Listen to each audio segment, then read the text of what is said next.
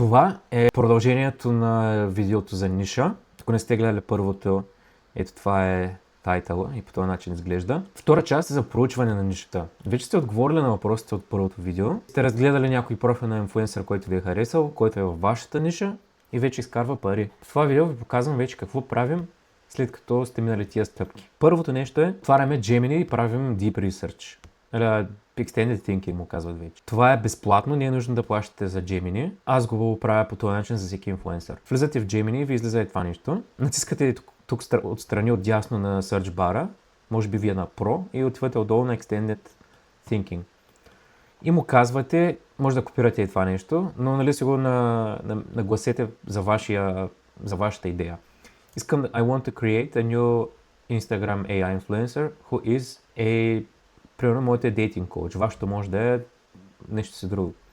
И му казвате искам да еди с какво, или му казвате нишата и му казвате да направи проучване на пазара в сегашното му състояние и му давате малко контекст за вашия инфлуенсър какъв е. Примерно дали ще е мъж или жена, какъв тип видеа искате да правите. Нали, колкото повече детайли му дадете, толкова по-целенасочено ще е цялото нещо към вас. И то преди да започне да търси, ви изкарва един такъв план, какво мисля да прави. Това е начинът, по който иска да направи проучването и може да добавите неща, които искате да погледне допълнително и да анализира. Най-важните неща, които аз правя, са да добавя топ инфлуенсъри във вашата ниша, която сте избрали. Нали, това са директните конкуренти, от тях може да вземете супер много. Трендове в нишата, да анализира какъв тип видеа се правят най-добре. Това също го гледате от топ инфлуенсърите. Копирате техните видеа и ги променяте малко, за да отговарят на вашия профил, на вашия инфлуенсър. Правите анализ на болката и как може да монетизирате, нали, питате да ви даде някакви пробни, т.е. някакви опции. И като започне да търси, нали, това малко по-бавно отнема, примерно там 2-3 минути, защото е дълбоко проучване. Ви изкарва един огромен документ, супер много страници и нали, отделете малко време да разгледате конкуренцията под какъв ъгъл се промотира продуктите и каква им е под нишата.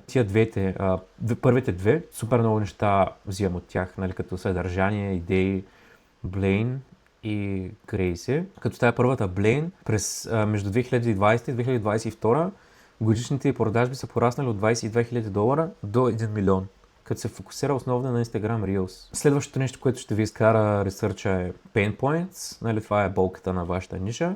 Като в моята ниша това е нали, първия пример. Мъжете си мислят, че ако тръгнат да заговарят жена, ще ги мислят за странни и неуважителни. Нали, на английски това е creepy, inappropriate, което нали, това е някакво супер старо мислене от едно време, но има хора с такава болка, така че това е топ нещо за използване срещу тях. След като е готово поручването, се избирате ъгъл, с който промотирате вашия инфлуенсър. Направете нещо, което е запомнящо се, което вашите последователи ще искат да видят или чуят всеки път, когато пуснат ваш рил. И тук имам 3 странни примера. Едното е, Гордън Рамзи. Нали, всеки път, когато има някакво шоу с него, хората очакват да крещи на готвачите. Нали, това е някаква негова запазена марка. Кеча, който е гледал едно време, знае, че всеки кечист има някакъв там финишър, signature move и прави някакво движение нали, преди да направи самата хватка. И публиката знае какво да очаква. Или Грут, нали, като го дават и като очакват да каже нещо, всички знаят там, че ще каже трети думи, които то знае. И това е нещо такова, нали, да имате нещо запомнящо се. Тук имам още един пример. Един от моите инфлуенсъри е Career Coach. Той е в главната му ниша, не знам, Job Hunting или Career, Jobs and Careers, мисля, че трябва да е. При него запомнящото се нещо е, че видеята започват, ако имаш интервю за работа утре. В тази ниша болката е, когато хората имат важно интервю, на следващия ден искат да се справят добре. Обаче не са уверени в себе си и идват примерно да гледат някакво видео и евентуално да си купят някой продукт, ако резонира това с него.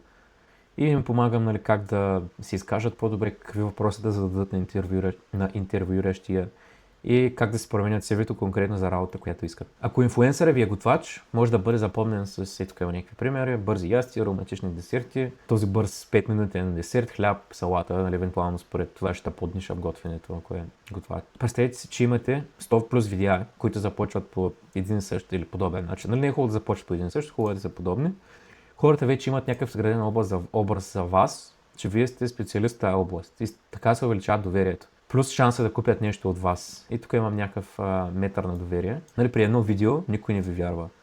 При 2 видеа нали, пак никой не ви вярва. При 10 видеа вече примерно имате 5 последователи и тук за 20, 30, 40, 50 видеа изграждате някаква аудитория малко по-малко. И вече примерно имате на 50 видеа 1000 последователи. На 100 видеа имате 15, нали, в началото е така и после изведнъж скача. Нали, хората, които ви следват от тук, примерно до тук, това са 50 видеа и те вече изграждат, нали, някакво доверие в вас. Така много по-голям шанс има да купят нещо, след като вече ви вярват. Следващото нещо е монетизацията. Ще има отделно видео, нали? Това е просто малко допълнителна част. Това е, нали, дълга и важна тема. Преди да започнете да създавате някакво съдържание, вече трябва да имате някаква идея по какъв начин ще монетизирате инфлуенсъра. Препоръчвам ви в началото, като започвате, да имате един безплатен продукт, който да ви генерира някакъв трафик, хората да виждат, че дават някаква стойност. Да имате low ticket до $10. Дали ще е 3, дали ще е 5, 7, няма значение. Нали, това ще ви е главният продукт. И може да продавате някакъв PDF гайд, някакъв тест. Нали, има много неща направете с проучване. Сигурно ще намерите нещо, което да продавате. И един medium, който е до $30-40 продукт. Това ще го споменавате по-малко. И дори може да добавите този по-евтиния продукт вътре в този пакет. Да увеличите стойността. Нали, изглежда като бонус. Тук имам някакви допълнителни съвети. Първото нещо е да кажете на AI да спре да използва M-Dash. Това е дългото теренице между букви. Хората вече имат някакъв филтър и като видят към AI, като видят това дългото тере вместо малкото, може би ще си помислят, че е AI.